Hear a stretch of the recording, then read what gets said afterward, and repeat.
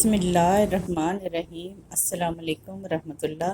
मेरे channel my style easy cooking पर खुश आमदीद। उम्मीद है आप सब खैरियत से होंगे।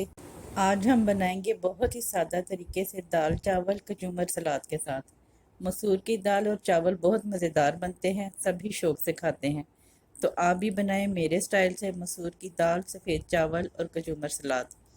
अगर आपको ये वीडियो अच्छी लगे तो वीडियो को लाइक करें और चैनल को सब्सक्राइब करें। आइए शुरू करते हैं।